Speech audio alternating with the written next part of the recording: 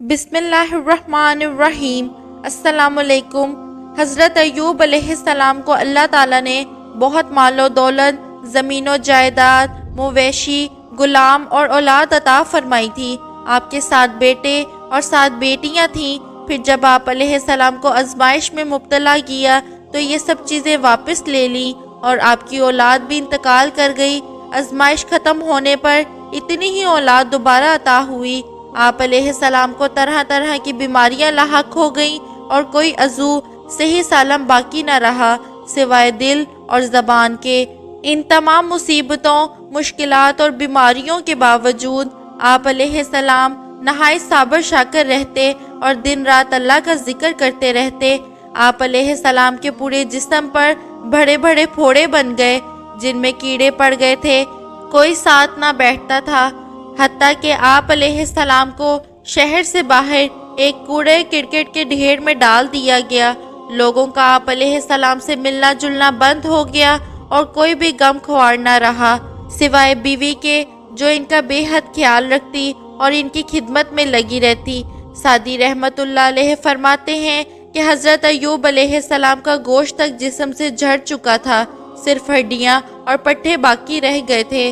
بیوی باریک ریت لے کر آتی اور ان کے نیچے بچھاتی تاکہ جسم کو تکلیف نہ ہو۔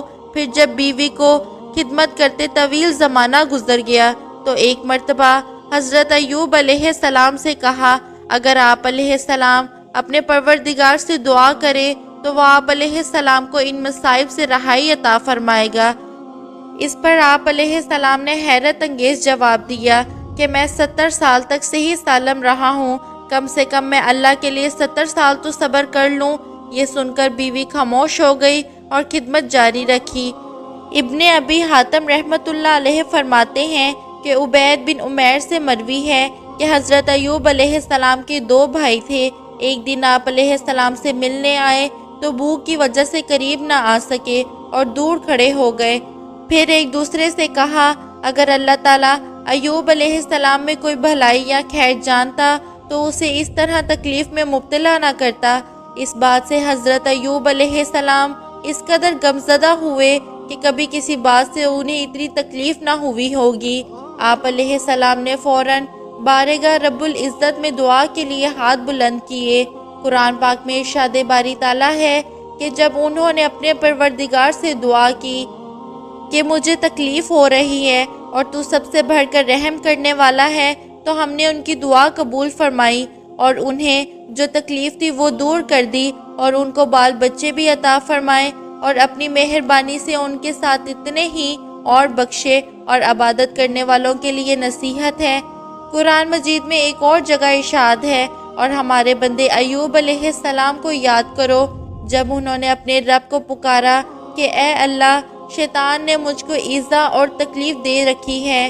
ہم نے کہا کہ زمین پر پاؤں مارو، دیکھو یہ چشمہ نکل آیا، نہانے کو ٹھنڈا اور پینے کو شیریں۔ حضرت ایوب علیہ السلام کی دعا بارگاہ الہی میں قبول کر لی گئی۔ انہوں نے اپنا پاؤں زمین پر مارا جہاں سے ٹھنڈا اور شیریں پانی کا چشمہ پھوٹ پڑا۔ پھر آپ علیہ السلام نے اپنا کم زدہ اور لاغر جسم کو گویا اس چشمے کے پانی پر ڈال دیا۔ جیسے جیسے جسم پر پانی پڑتا رہا جسم میں توانائی آتی رہی۔ آپ علیہ السلام دیر تک نہاتے رہے یہاں تک کہ مکمل طور پر صحت مند ہو گئے۔ اس وقت ان کی اہلیہ وہاں موجود نہیں تھی۔ ابن ابی حاتم نے فرمایا کہ حضرت ابن عباس رضی اللہ تعالیٰ عنہ سے مروی ہے کہ اللہ تعالیٰ نے حضرت ایوب علیہ السلام کو جنت کا جوڑا پہنا دیا تھا۔ پھر وہ ہٹ کر ایک طرف بیٹھ گئے تو ان کی بیوی تشریف لائی اور انہیں پہچان نہ سکی۔ انہوں نے آپ علیہ السلام ہی سے پوچھا، اے اللہ کے بندے، یہاں ایک آفت زدہ شخص ہوتا تھا، وہ کہاں گیا؟ شاید اسے کتے لے گئے یا بھیڑیا۔ اور ایک گھڑی یوں ہی بات کی۔ پھر حضرت ایوب علیہ السلام نے فرمایا، میں ہی ایوب علیہ السلام ہوں۔ انہوں نے عرض کیا، اے اللہ کے بندے، آپ مجھ سے مذاق کرتے ہیں؟ حضرت ایوب علیہ السلام نے کہا، میں ہی ایوب ہوں، اللہ نے مجھے میرا جسم لوٹا دیا ہے۔ ان اللہ مع الصابرین، بے شک اللہ صبر کرنے والوں کے ساتھ ہے۔ آزمائش و امتحان اور مصائب و مشکلات پر صبر و شکر میں حضرت ایوب علیہ السلام ضرب المثال ہیں۔ اللہ رب العزت نے آپ علیہ السلام کو صبر و شکر کا وہ مقام عطا فرمایا کہ رہتی دنیا تک لوگوں کے لیے صبر ایوب علیہ السلام مشعل راہ بن گیا۔ آج کی ویڈیو میں تھا بس اتنا ہی۔ ویڈیو پسند آنے کی صورت میں لائک اور شیئر کیجئے، اور اگر چینل کو سبسکرائب نہیں کیا